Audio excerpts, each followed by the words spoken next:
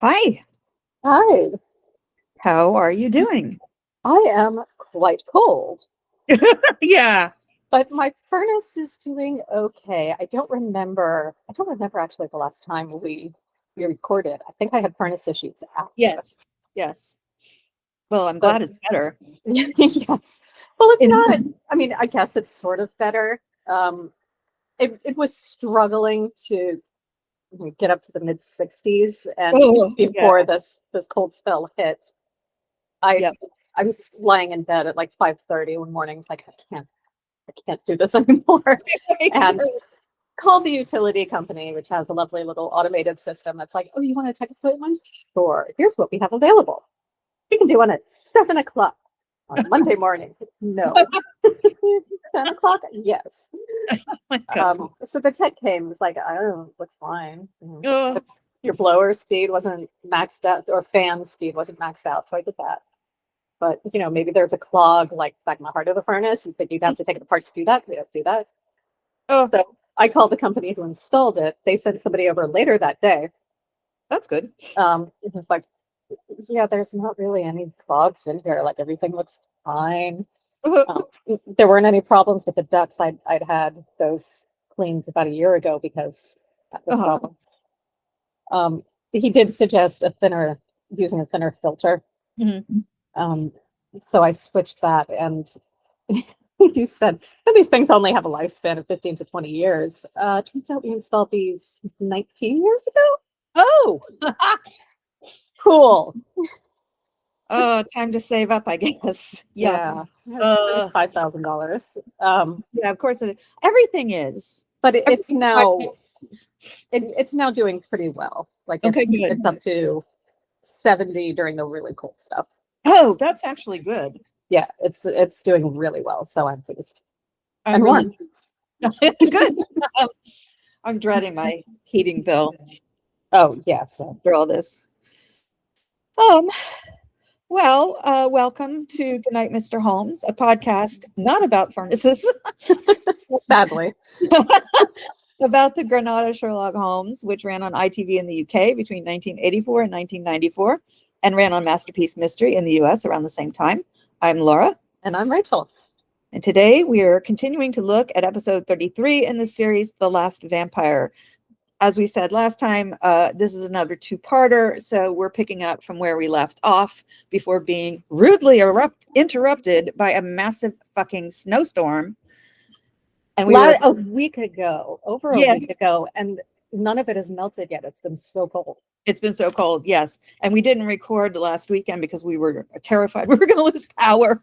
Yes, fortunately, neither of us did, but Yeah. there was the sleet. We had Oh, so much sleet on top of the 9 inches of snow. You could yeah. walk on top of our snow and not sit down. Yep. Yep. Yep. Exactly. So most people haven't shoveled their sidewalks because they can't get through. I had to break out the garden shovel to get under. Wow. Yeah. And yeah. It's kind of the same on Staten Island. It's some streets still haven't been plowed. I'm not surprised It because is, they'd have the same problem. yeah, it's yeah. And there are huge banks of snow on either side of the Yeah. street. So I'm terrified to like drive my car because I'll lose my parking spot. That Oh, yeah.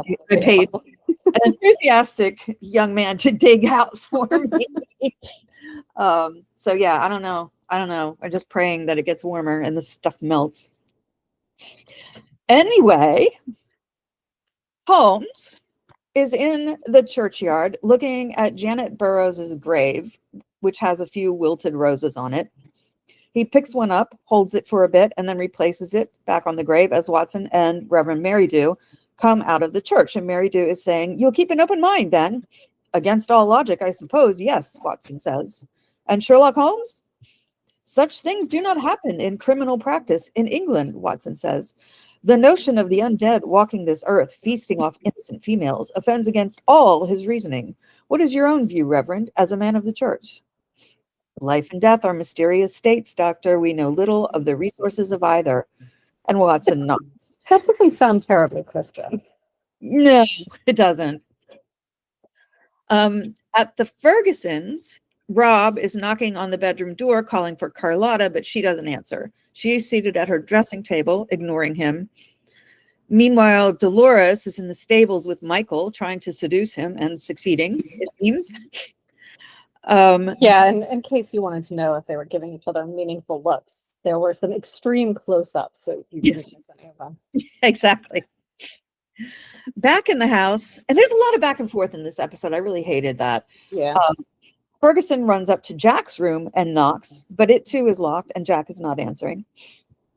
At the vicarage, Holmes is wandering around and suddenly appears at the window where Miss Ruddock is looking out, and she gestures to him to wait for 1 minute. While he does, Watson approaches Holmes and says he's got to take the place of the local doctor who's sick. I hope it's not catching, Holmes says.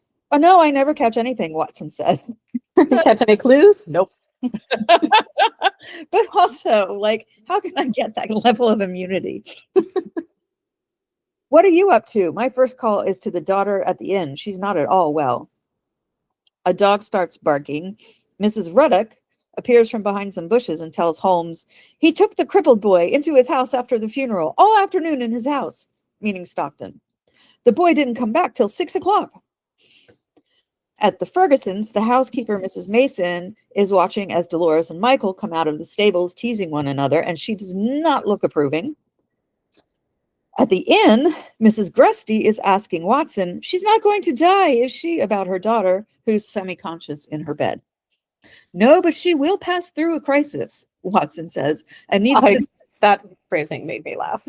I know. And needs the greatest care. She'll sleep now.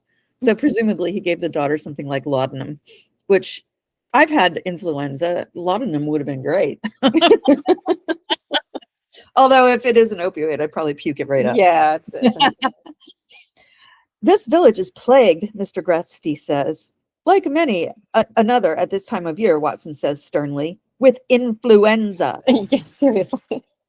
He gives the couple a no-nonsense look and he leaves the room. At the Fergusons, Michael is coming into the kitchen from the stables. His mother starts slapping him. You dirty, filthy bitch, she's hissing. I love that she said that. Yes. What are you doing? Michael yells. Do you think I didn't see you? And Vera lying at death's door. Michael manages to restrain his mother. Vera? Don't pretend like you don't know. She's your girl, Michael, not that foreign trash. And Mrs. Mason just dissolves into tears. Ever since they come here, there's nothing but trouble. And him now, that man. What? Mr. Stockton? So me fucking the lady's maid puts you in mind of Mr. Stockton. He's killing everyone. And she just, like, she loses it. Outside Stockton's cottage, Holmes picks up a cross made out of twigs to which 2 cloves of garlic are attached. So they're doubling up. There's violin music coming from inside, and Stockton comes out. Mr. Holmes, this is a privilege. And the violin music keeps going. So presumably Jack is in there playing his violin. Holmes looks at Stockton, who shuts the door. Let's stroll out, I think, on such a balmy evening, Stockton says. In the village, Holmes asks. I have my carriage, Stockton says. The countryside, how delightful, Holmes says. And Miss Ruddock watches them as they go, because she lives right across the street. Watson, coming out of the inn, also sees Holmes with Stockton, and the villagers are all watching them as they ride out. Having nothing else better to do, apparently. These villagers, honestly, I did read that unlike most of the other episodes, this was filmed in the Cotswolds, which is about 2.5 hours south of Manchester, which is where Granada was headquartered. So they did spend money on that, but not much else. Yeah. Lights, certainly. They did not spend. Yes, no, they did not. No. A precursor to today's methods of filming. Yes, that's very true. So why are you here? Stockton wants to know. Here for my health, Holmes says. In a village filled with death and gloom, but no crime, Holmes says. You will lay your hand on your heart and say you're not investigating me. Why? What have you done? Holmes asks. There are several who will tell you what I'm alleged to have done and what I am. Bad angel, precursor of death, Stockton says. No truth to the rumor, Holmes says. I'm living my life, Mr. Holmes. What more does a man do? You teach the violin, Holmes asks. Jack, yes. But that is not my main occupation. No, I study antiquities, religious cults, and customs among South American Indians. I have a modest reputation in that field. That's the angel of death. Published? Holmes asks. 2 books. You're familiar with my subjects? No. My travels took me east, Holmes says. Tibet. And now the quiet of the countryside, Holmes asks Stockton. I'm researching my family history, Stockton says. This is your family home? The seat of Lord Sinclair. The carriage pulls up in front of the ruins of the once grand house. Holmes and Stockton get out. The villagers believe that my forebears were vampires, Stockton tells him, some incident involving one of their maidens. Janet Burroughs, whose grave you were at with a rose. Observant of you. Stockton leads them up the stairs into the ruins. They burn this house, an act of unbridled revenge, and now they suffer. The ruins are very cool. Yes, I would they like are. to go play in those ruins. Yes. But also, how stable is this place? Because they're walking all over. It is stone, though. You Okay. know? I would hope everything they're walking on is entirely stone. Yes. And it's partially rewilded. So there's like trees and vines and things like that. And now they suffer from the guilty fear that I've come back to punish them. Is that your purpose? Holmes asks. What a pointless exercise. Come, let me show you around. As they move more deeply into the house, Stockton says, I am, like yourself, an investigator. May I share your findings? Holmes asks. No, Stockton says. I want your opinion. Do vampires exist in your philosophy? In human terms, perhaps, Holmes says. I love that. Me too. I actually looked up the provenance of the term emotional vampire or psychic vampire. Mhm. And it really took off in the 1960s. I can imagine. Yeah. Colin Robinson from What We Do in the Shadows. Yes. A professional. Yes. And are you looking at one now? Stockton wants to know. From this house must have emanated once warmth and conviviality, Holmes notes. I may come back to restore it, Stockton says. Life in the village holds few delights for me. Holmes wanders into another room. Why did you bring Mrs. Ferguson here? He calls back. But Stockton has gone. A bat flaps past Holmes. The wind is banging a shutter. There's another bat cry. Pigeons flap around. And there's the sound of sobbing and pleading. A man crying, don't, please, no, no, no. Holmes rushes up the stairs to the sound of the voice, and it's Stockton gripping his ascot, struggling with himself as if something is choking him. Stockton, what is it? Holmes yells. I am unable, Stockton says. To what? Are you a friend? Stockton is clearly in absolute agony. Yes, your friend, Holmes says. I cannot tell another living soul. I cannot. What can't you? I just have the note, for fuck's sake. I know. Yes. Oh, this is the corniest scene. What can't you tell? Holmes shouts. Mistress, death. Well, if I could tell you, I would, but I can't. She is with us. She is insatiable. His eyes roll back in his head. Keep her away from me. Holmes looks up, and there's a dark-robed woman on a parapet above them, or a vision of one, anyway. A bright light forces Holmes to look away and cover his face, and then there's nothing. Just wind, and Stockton is gone again. We ever get an explanation for this nonsense? We absolutely never do. Yeah. Everything else is explained. This is not. We never know what's going on with Stockton and why he's acting so fucking weird. Yeah, my second note is, what the fuck? Yes. It's the first half, it's not too bad. This half? No. So back at the inn, Ferguson is sitting at a table with a pitcher of ale. Watson comes in and sits down across from him. My wife has bolted her door, Ferguson says, pouring himself a stein. My boy Jack has banished me. How is the village? Oh, medicine should cure their ills, Watson says. Does your wife have a fever? Let me visit. What she has is beyond medicine, Ferguson tells him. It's taken charge of her soul, her very bones. Is it not grief? Watson asks, understandably, because she's just lost her baby. Mm-hmm. No, I recognize grief. I understand grief.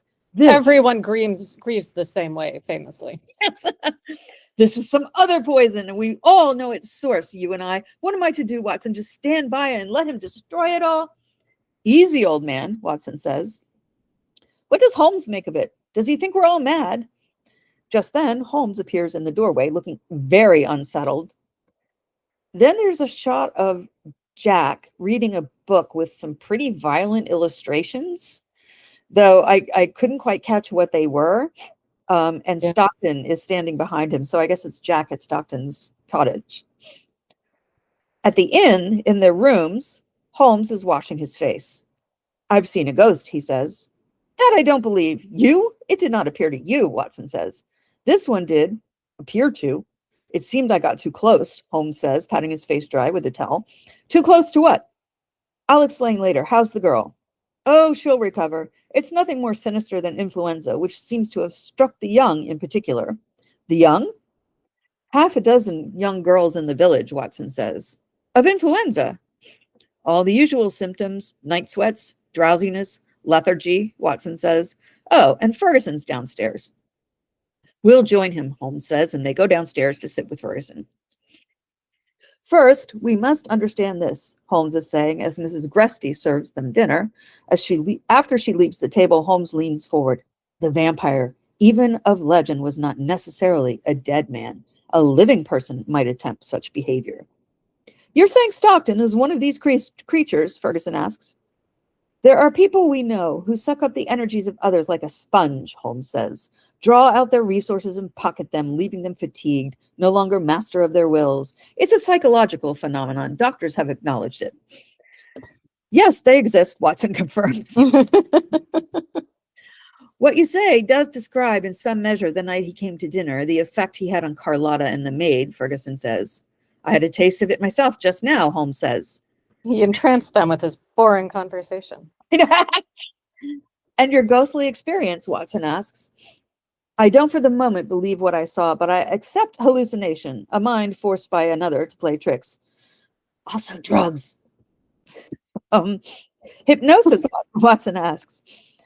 Stockton has spent much time with the South American Indians, studying their ancient mysteries. It's quite possible he learned something out there or was affected by the experience. Sure. And I'm like, good old xenophobia. Yep. If it's not English, it's suspect. Yep. But you don't exonerate him for that, surely, Ferguson asks. No, but he could be suffering a form of illness which could respond to treatment, Watson says. And meanwhile, we let him run amok, Ferguson demands. The man is destructive. Holmes, you're not denying that. He's only destructive if we let him be, Holmes says. If we believe too many tales or use him as nothing more or less than a depository for our own ills. So scapegoating, essentially. Mm-hmm. Are you suggesting that I'm doing that? Ferguson says. I think there's a danger of that in this village, Holmes says. What gave you that impression? Ferguson, outraged, stands up. I won't stand for this, Holmes. I live here, and I have seen his direct influence over other people, loved ones. A defenseless, innocent baby is dead. Now, if you can justify that, we part company. And Ferguson leaves the inn. And I get the sense that this is where Ferguson begins to go off his rocker. Yeah. Holmes turns to Watson. It's one thing to diagnose a problem. It's quite another often to resolve it, he says. You can't make people actually listen to you. No. The next day, Michael is driving Dolores and Jack out to somewhere in a local market, which seems to be set up outside the inn.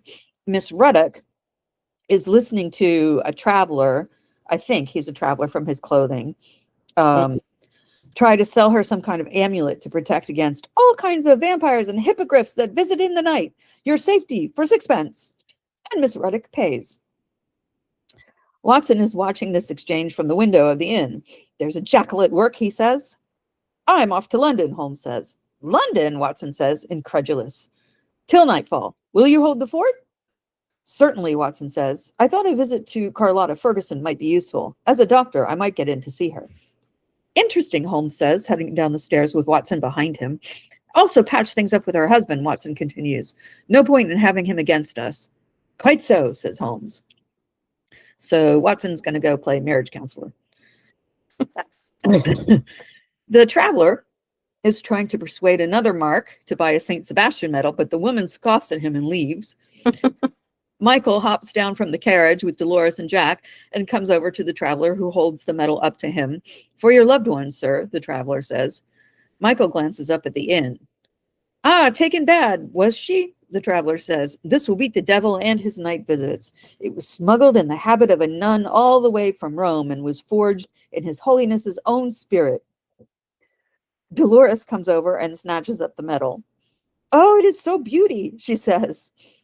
Jack is watching all of this, as is his wont. Dolores kisses Michael on the cheek and says, "Now I am safe from all bad people," and she walks off with the medal. Michael digs in his pocket to pay. The traveler's dog starts barking at Jack, and Jack hobbles off down the lane, being chased by a group of children. Who are singing the creepiest of nursery rhymes. Oh, is it Ring Around the Rosie? Yeah. Yeah, that's the plague one. Yep. Holmes leaves for the train station, and Watson goes back inside the inn. Michael buys yet another medal and goes upstairs with it, where Vera is in bed. "I got you this. Help you get better," he says, giving her the medal, and he kisses her on the cheek. But Vera notices a lot of hickeys on Michael's neck. "What's that? You've been..." No, Vera, Michael protests. "Get out. Leave me. Don't touch me." And her cries summon Mrs. Gresty, her mother, who grabs Michael by the collar and hustles him downstairs. Good for her. Yes. At the ruins of the Sinclair estate, a crow is flying about and calling out. It's a desolate place. A dark figure in a hat is walking through it. Meanwhile, Michael is driving Watson and Dolores back to the Ferguson home. We see that the figure in the hat is Holmes. He's not in London. He just doesn't want to be beaten by whatever it is he saw, so he's come back to figure it out. And he doesn't want to admit what happens. No. He pulls out a compass and his pocket watch, consulting them. A series of lights reflect off a broken mirror. And Jack pops around the corner and then pulls back. At the Ferguson home, Mrs. Mason is showing Watson to the sitting room. "How's she faring?" Watson asks. "She doesn't tell me," Mrs. Mason says, and she announces Watson to Carlotta and then leaves the room. "I'm standing in locum for the village doctor who is sick," Watson explains. "Yes, I know who you are," Carlotta says. "You were here yesterday. Please sit down." And they sit down in a chair on the sofa. "What is it you want to say to me?" "To ask how you are after your tragic loss," Watson says. "If you need anything for sleeping." "There are no remedies in the world that would make me sleep at night, doctor," she says. "Yes, I understand," Watson says. "But the day is different. I sleep. At least hours fly by without me." And then she says, "Do you wish for something to drink?" Yeah, that sounds like depression. "Yes, exactly." "Oh, no, thank you," Watson says. "Your friend the detective is not with you today," she notes. "Gone to London. Your husband told you Sherlock Holmes was in the village?" Watson asks. "Not my husband," she says. "Oh, then it was Mr. Stockton." "Stockton, yes, it was Stockton. He was kind enough to take me out yesterday for a drive with my maid. Do you know Stockton?" "No, I haven't met him," Watson says. "Holmes knows him. He, too, went for a ride yesterday to an old ruined house." "Oh, yes, the house. You've been there." "It's just a burnt-out house," she said. "No interest to me." Yeah, but it's very cool looking. "It is." "No ghosts?" Watson says. "Many, I should think," Carlotta says, smiling a little, "but none came out to play." And Watson laughs at this. "What do you make of Stockton? He seems to arouse strong feelings in people." "Why should that be?" Carlotta says, frowning a little. "I couldn't tell you," Watson says. "It's only what I've heard." "You want my opinion on Stockton?" "Well, at first I disliked him. Then, he is interested in my country. He speaks my language, and so I welcome him." "The village seems..." "I know nothing of the village," Carlotta snaps. "Strong feelings, you say? Peasants, English peasants." He And seems charming. yes, Stockton offered you some consolation? "He understands the dead," Carlotta says. "What happens to us, where we go, where my little Ricardo has gone. It is the only solace I have." "You have none with your husband?" Watson asks. None, Carlotta says. Why did he bring me to this terrible place? I'll tell you. Because he wanted my little baby to be an Englishman like Jack. He wanted another boy like Jack. Is that so wonderful to end up being buried in an English grave? Why did you marry him? I know. I'm sorry if I caused you pain, Watson says. Why not? You are a doctor, Carlotta says. It is better to bring the truth out. Indeed, Watson says. And meanwhile, Dolores has come into the room and Carlotta looks up at her. And now you will stay for lunch, she asks Watson. Thank you, Watson says. Later on, walking back to the inn with Holmes, Watson is recounting, I stayed for lunch. Tea. We had tea in the garden. She's a remarkable woman, most cultured person. I think even you would enjoy her company. And the maid, Holmes asks. The maid, well, there are still love marks on Michael's neck. Holmes says. I'm only recalling the details since you asked for them. Is Ferguson part of all this? Ferguson returned mid-afternoon, Watson says. And Jack? Jack hasn't returned, Watson says. He wasn't missed, Holmes asks. Referred to once or twice, but missed, I couldn't tell you. And the girl here, Holmes asks, meaning Vera. I'm changed since this morning. Your trip to London? Watson asks. I thought a visit to Stockton's ruin might be more useful, Holmes says. Did anything happen? Watson asks. Nothing. Neither the living nor the dead appeared, but it was instructive nonetheless. At the Fergusons, Rob is pouring what looks like his fourth glass of whiskey. Yeah. He is drunk. Where is he? He demands of Carlotta. Curse the boy. With your friend? Carlotta says nothing, but Stockton is driving Jack up to the house in his carriage. Dolores comes in the room and Stockton hisses at her, stay here. And he runs out of the house to confront Jack and Stockton. He grabs Jack and yells, get inside. Stockton, I want to talk to you. And he practically throws Jack into the house. And Stockton follows. See here, your work, Ferguson shouts. And he's gesturing at his family gathered behind him. My boy, my wife, my maid, you'll have it all. And we're a part of your village vendetta. I'm sorry, what are you talking about? What do you want from us? Ferguson shouts. You introduced me to your wife, Stockton points out. Carlotta starts speaking in Spanish, again, untranslated. And Stockton answers. Speak English, can't you? Ferguson yells, but they ignore him and they continue talking. Ferguson grabs Dolores and throws her on the floor. Now take her, take your creature, but leave my wife and my boy, for God's sake. Then there's a crash of thunder. And Jack starts to leave the room, but Ferguson won't have it. Leave him, Stockton says. Let him go. Ferguson stares at Stockton, and then Jack hobbles out of the room. More thunder, sinister music. They're all kind of staring at one another. And then Ferguson grabs the poker from the fireplace and lunges at Stockton. Stockton grabs him and stares deeply into Ferguson's eyes. And then he leaves, going out into the pouring rain. Yeah, he's like, you're all fucking weirdos. Ferguson follows, but of course Stockton has his carriage. Curse you, Stockton, he yells after him. Jack, as it turns out, is in the carriage, hiding, covered with some sort of blanket. Is that what that was? Because again, the lighting is not optimal here. I couldn't really tell what was going on. He is sobbing as Stockton drives away. In the darkness, Stockton is driving his horses hard, and the carriage crashes into a tree. Stockton is killed on impact. The next day, a constable... Yes, the tree is fine. The constable is explaining to Holmes while the carriage is being towed away. Came round that bend, traveling too quick. It's wet. An accident, Mr. Holmes. That'll be my report. Subject closed. A bit odd, as you say, Constable. Very good, then. You'll be leaving the village then, won't you? Now our problem's gone. Just like gliding right over that. No reason for me to stay, Holmes says. And I gather the village doctor is better this morning, so you won't be needing Dr. Watson's services either. No, but his help was appreciated, the constable says. Well, come on, lads. Let's get it over with. And he leads away the men who have been loading up the carriage onto what's essentially a horse-driven tow truck. Accident, sneers Holmes to Watson, walking away.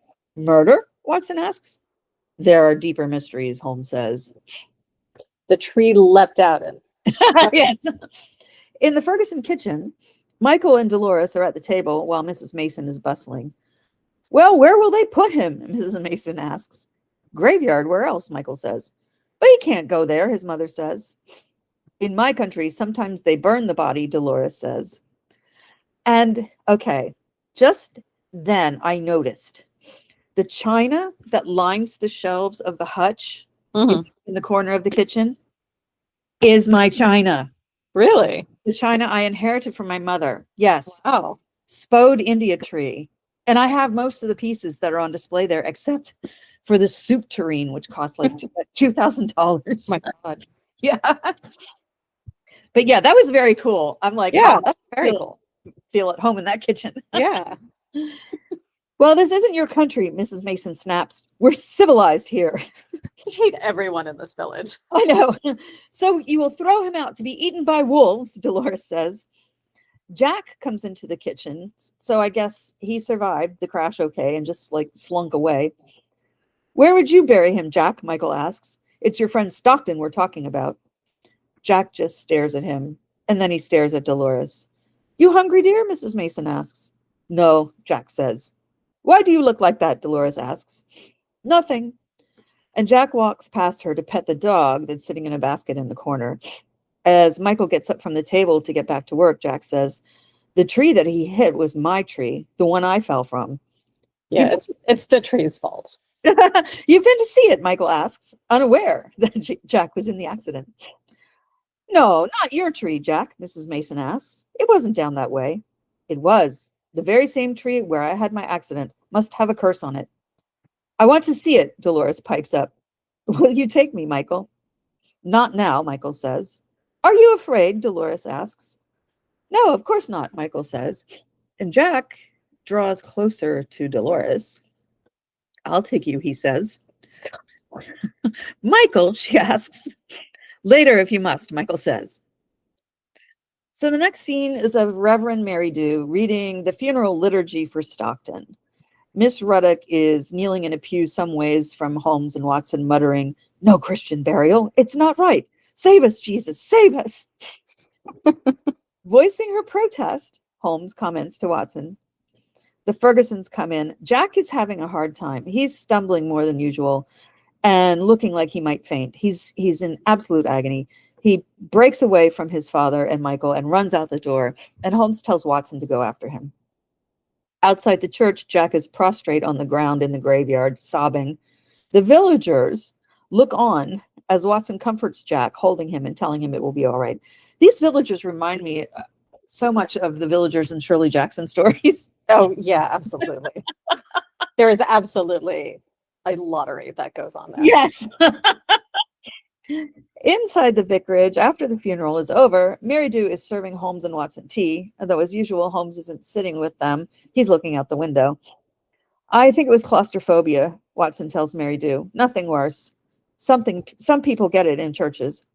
Yes, but he used to sing in my choir every Sunday, Mary Dew points out. Well, he and Stockton had become quite close. It must have been a terrible shock, Watson says. What a business, Mary Dew says. The village is up in arms, but I couldn't deny the man a Christian burial. What had he done? Holmes turns around. Did he have any relatives, heirs? No one as far as anyone knows. That's another problem, you see. What to do with his cottage, his possessions? I shall look over the premises, Holmes declares. And he sets his teacup down and walks out of the room. Shouldn't we call the police, Mary Dew says. Holmes will know what to look for, Watson says. He gets up and follows Holmes. In the graveyard, unseen by Holmes and Watson, someone is laying a rose on Stockton's freshly dug grave. In the business of house clearing now, Holmes, Watson asks as he catches up. It may be instructive. Both of them stop suddenly. Carlotta is slowly walking out of the graveyard ahead of them, dressed in full mourning. Presumably, she's the one who left the rose. Holmes and Watson hurry to the cottage and go up all the stairs. In the room they enter, they are greeted by an owl. There's a live owl. There's a chemical set on a table with a beaker full of red liquid.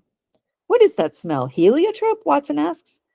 So heliotrope is a flower that has a lot of different varieties, all of which are highly toxic. Mm. Yes.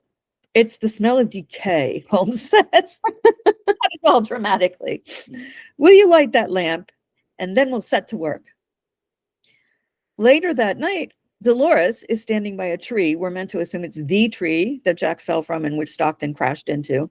When Michael sneaks up behind her and surprises her, she's angry, yelling at him in untranslated Spanish.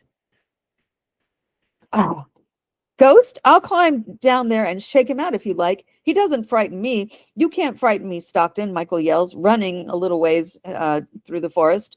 You're under the soil where you belong. You won't bother anyone now. Never again. And Michael looks around. Dolores is no longer under the tree. He calls out for her, and she screams and pops around the tree with blood on her hand and collapses, and there's blood running down her neck and her chest. Watson and Holmes are rummaging through Stockton's place. Watson is doing a running commentary of the things Stockton has studied, all arcane. Is there nothing this man hasn't dabbled in, he wonders. Holmes, meanwhile, is looking at the chemicals. Suddenly, Watson picks up a book. Vampires? There's a book here on vampires, Holmes. Meanwhile, Holmes picks up a journal and starts reading. Back at the Fergusons, Michael is bringing Dolores back, leading her horse behind his. Mrs. Mason rushes out to greet them. Michael's yelling, she's been attacked! Down by the tree! It was him, he tells her, meaning Stockton. Clearly. At the cottage, Watson's reading from the vampire book. Person to turn vampire, generally wizards, suicides, and those who come to a violent end being cursed. And this bleeds into Stockton narrating the journal entries that Holmes is meanwhile reading. Tonight, 2 perfect specimens from whence I draw my strength. My 2 Peruvian ladies revived me. Watson continues. So he was intentionally boring. The vampire will drain his victim to the point of death, but not beyond. He will nurse it back to help with all the outward appearance of love. And Stockton's voiceover also continues. And yet, am I not also possessed when I visit the house? Is she not commanding me to relinquish, to hand my mantle on to another?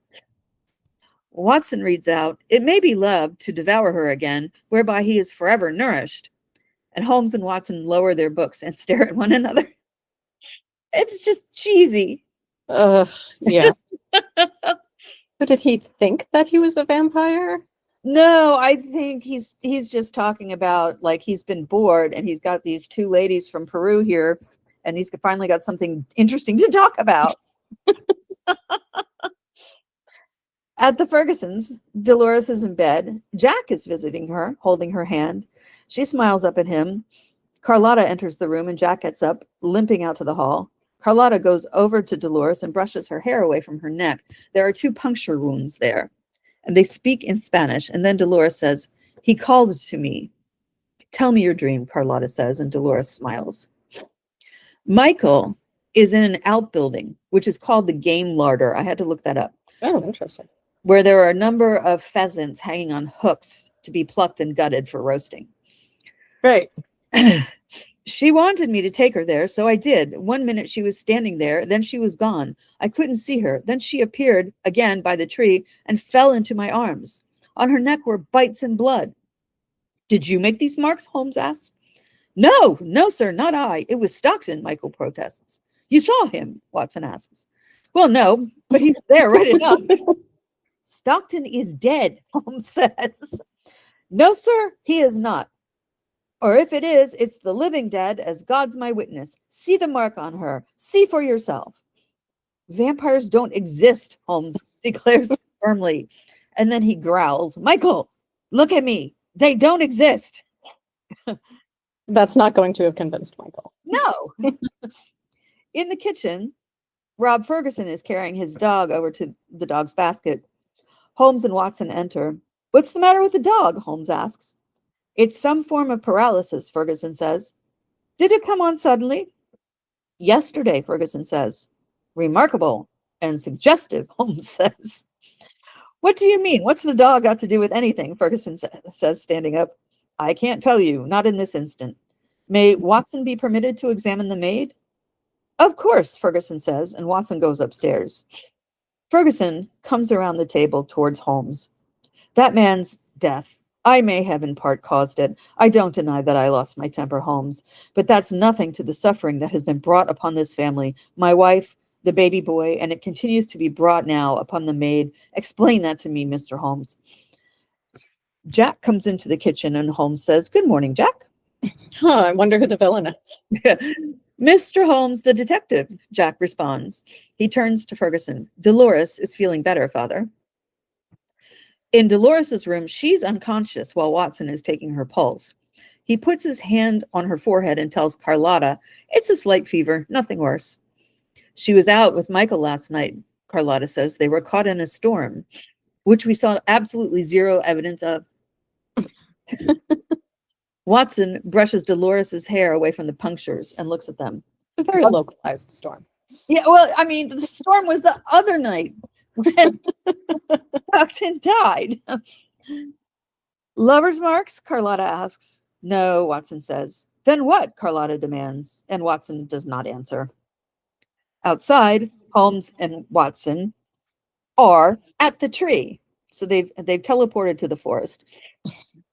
And Holmes is pointing out that this is where Jack fell, which caused his injury, or so he told Michael. Stockton and Jack? Watson asks. That's too much to swallow. Jack was lying. I asked Ferguson. Jack's tree is in another part of the woods. But why would he lie about that? Watson asks. Why indeed? Holmes says. Also, maybe he just doesn't remember. Wasn't he very young? Out of a tree. It's a tree. A lot of them look alike. And he was presumably concussed. Yeah. At Stockton's cottage, there are villagers ransacking the building and putting things in a fire that's going on by the side of the road. The constable is watching over them. Mary Dew tells Holmes and Watson, it's out of my hands. It was the constable. He decided. Mary Dew, Holmes, and Watson and Miss Ruddock are watching from across the way. It's outside the law. It's a violation, Watson protests. What will the spirits make of it? Holmes asks. He's just stirring up trouble at this point. Yeah. He's trolling them all. Jack is also watching because that's what he does. Mm-hmm. The villagers are piling armloads of books onto the fire and a photo of Stockton. Then at night, a bunch of men are at the graveyard while Michael is digging at Stockton's grave. At the inn, Vera is screaming. Where are we taking him, Mr. Gresty? Michael asks. Back where he belongs, where he can do this village no harm, Gresty tells him. Yeah, I've seen Supernatural. What you really need to do is salt and burn the bones. Again, Jack is watching back where no one can see him. This kid gets around. Yeah. Vera continues screaming up in her room. The men haul Stockton's coffin up. Watson enters Vera's room. She's raving. He tried to strangle me. It was like a big black animal, a cat or a spider. It had hair on the inside of its hands and they covered my throat. It was like a cat or a spider. I know. Those are two very different creatures. Watson struggles to take her temperature as she flails around the bed. And then she's calm. He checks her throat for marks. There aren't any. It was just a bad dream, Vera, he says. The men are taking Stockton's coffin in a cart to the Sinclair ruins. I don't like it here, Mr. Gresty, Michael says. Let's dump him and get out fast. Down there, Gresty says, gesturing at the crypt. They unload the coffin from the cart they're using, and Michael asks, are we going to do the other thing? What's that? Mr. Gresty says. You know, what you do with their hearts, Michael says. You got a mind to it, boy?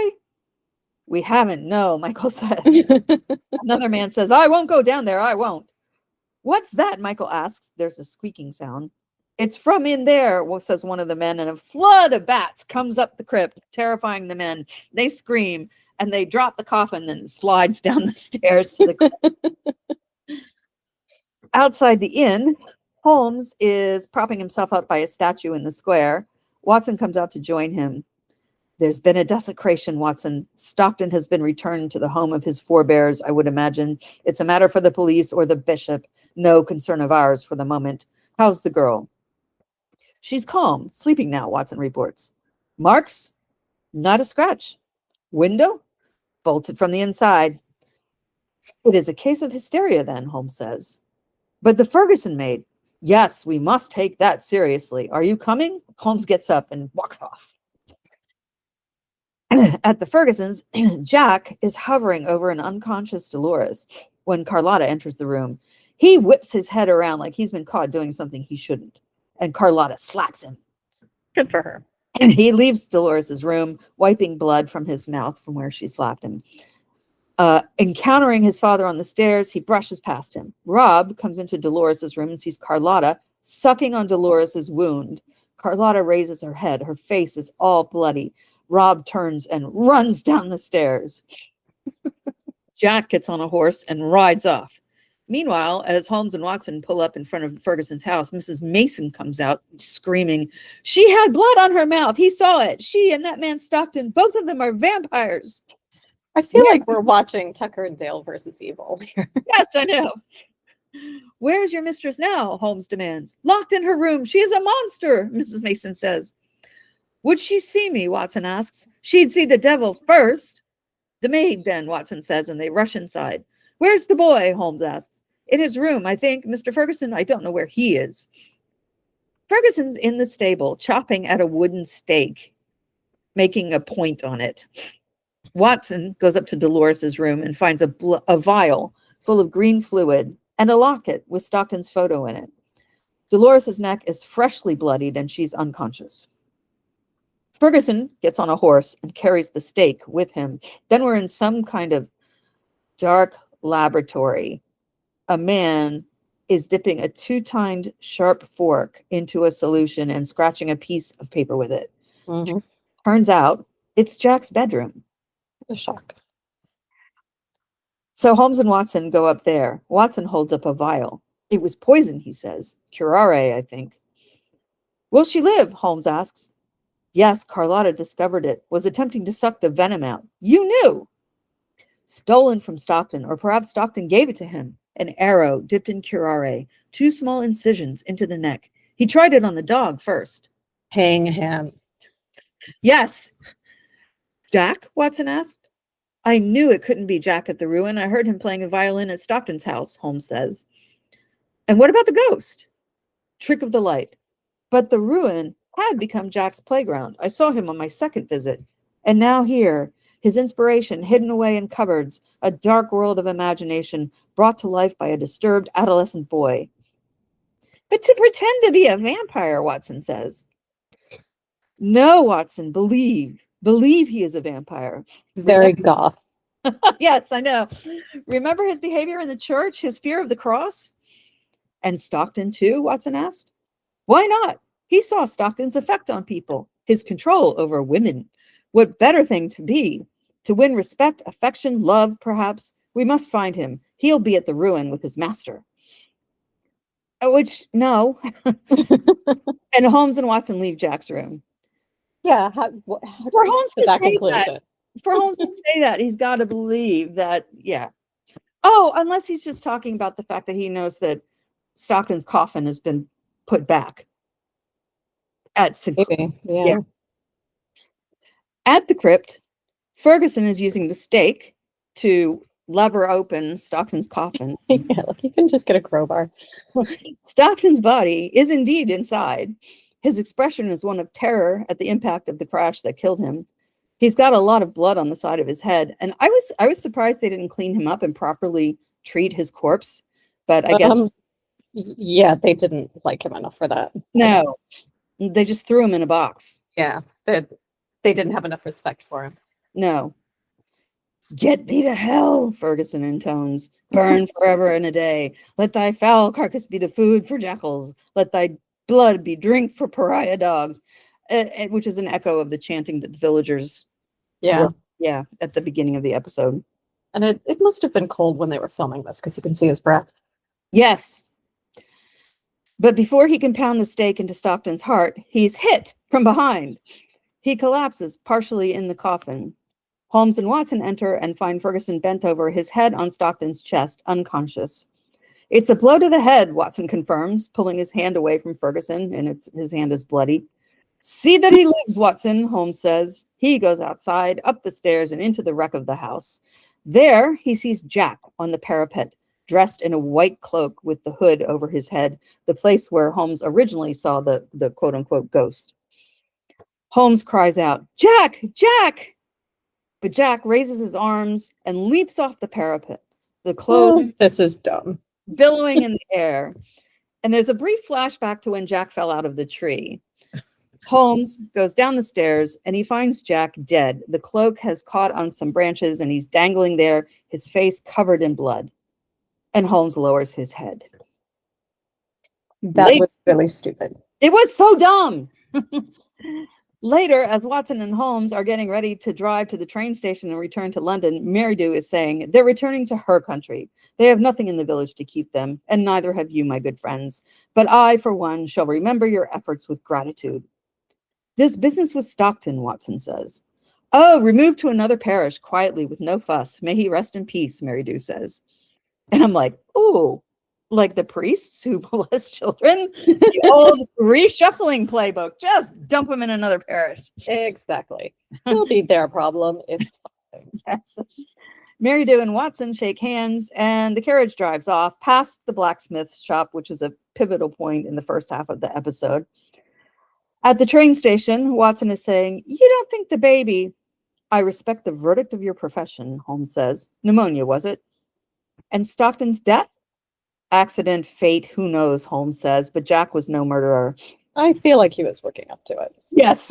I mean, he was going to be a serial killer. It's fine. Eventually, yes. But Stockton's face in the locket. Cut from a photograph, clever child. Will you be making a record of these events? The Vampyre of Lamberley. No, Watson says.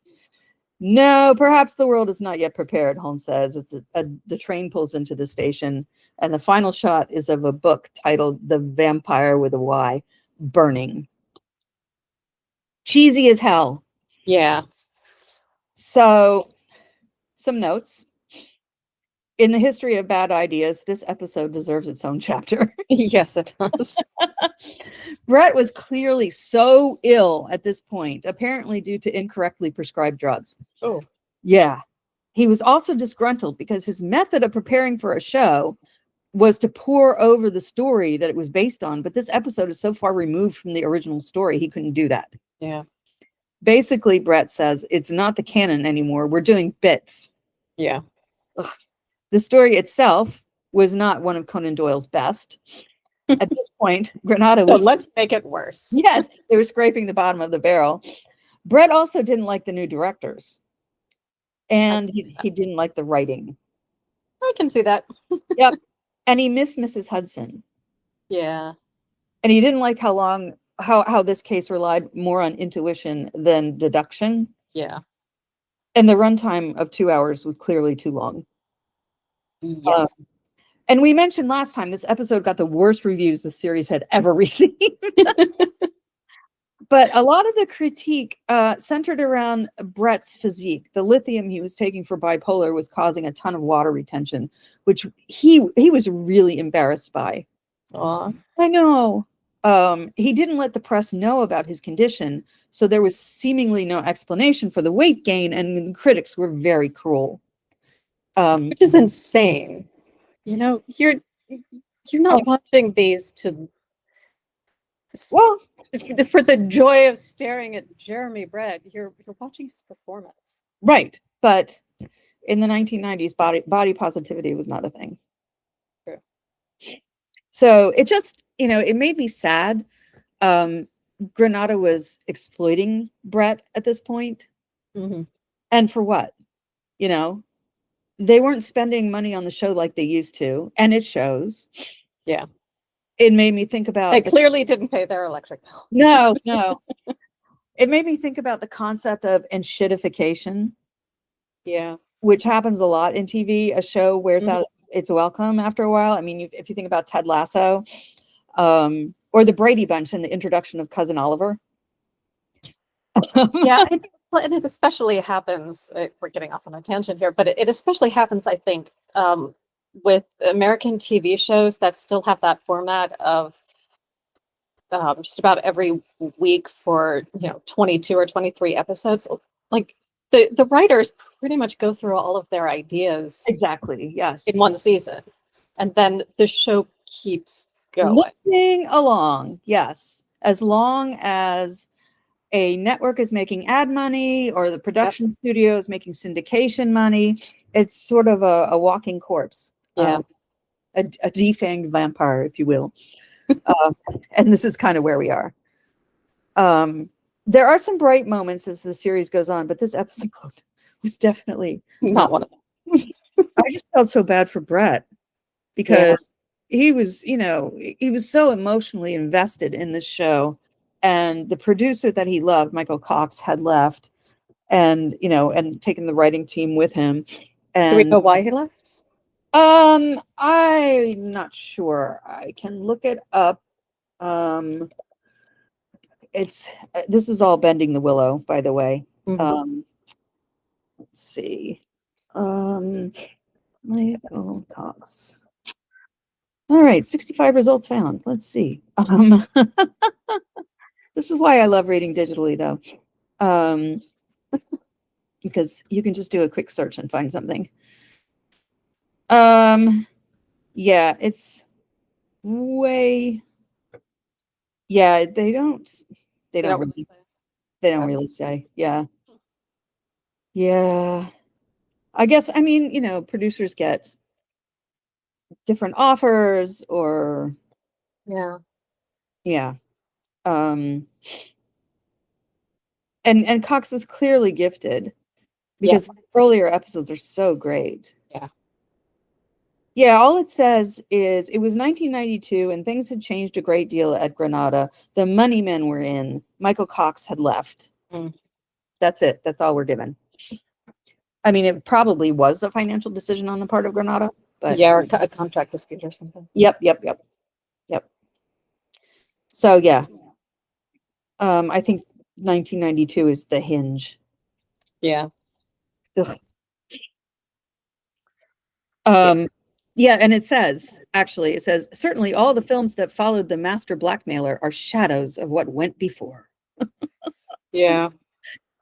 And it's a combination of things. The stories they're left with aren't that great. That is very true. Jeremy Brett was ill. The new producer June Wyndham Davies was having a hard time apparently with the scheduling people in London to get production set up, shooting set up. Oh wow. Yeah. So it was just plagued with problems, and it really shows. Yeah. Yes, it does. Any further thoughts from you? If you're wondering if you can just skip this one, yes, you Yes. can skip this one. We didn't, because we're masochists. Clearly. But yes, you can skip this one.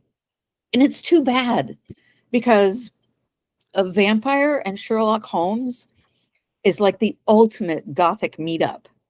Yeah, in the first half, because I didn't really remember this one, because apparently I very intelligently scrubbed it from my memory. My assumption was that there was nothing wrong with Stockton, and he was going to turn out to be the victim, and Holmes was going to ultimately protect him. Right. That's what it seemed to be setting up. And then in the second half, it just gets into this weird garbage. Yes, it does. I mean, Stockton isn't even in the original story. It's not the original. Okay, so the original story, Ferguson meets his wife in Peru, brings her back to England. Ferguson is the one who goes to 221B, convinced that his wife has been sucking their baby son's blood. Oh, yeah, and she was sucking out the poison. The poison that Jack was putting in the baby because he was jealous. So yeah, that's the whole. Which is also not really terribly interesting. No, because why doesn't the poison hurt Carlotta? She's sucking Also, it. how successful can you be? I know. Yep. But yes, there was such an interesting line in the first half. I'm going there to prevent a murder. That if they had centered the story around that, it could have been really interesting. But then they immediately forgot that line existed. I know, and they smashed Stockton up against a tree. Yeah. It was just such a waste of a character. And also, I mean, Holmes also seems concerned about corpse desecration, which I don't think our Holmes would really be concerned. Yeah, I don't think he would care that much. He dissects bodies. Yeah. He's not going to be shocked by the desecration of a corpse. He's going to see that as a series of problems to be solved. Yeah. So yeah, it just they got Holmes all wrong in this one. Yes. They did. And the story is just utter nonsense. It is. Yes. Oh, Ugh. well, what do we got to look forward to? Ugh. Well, that's all from us this week. If you've enjoyed this show and haven't subscribed yet, you can subscribe wherever you get your podcasts. If you want to support us, you can leave a 5-star review on Apple or Spotify or whatever platform allows you to leave 5-star reviews. Tell your friends and join us next week when we'll be discussing The Eligible Bachelor. Oh, okay. I already have notes on this one. There's an ominous statement. Yes, I'm so sorry. But hey, who doesn't want to listen to two cranky ladies? True. So we will see you back here next week. It will be next week. Yeah, it will be. Okay. All right. Bye. Bye.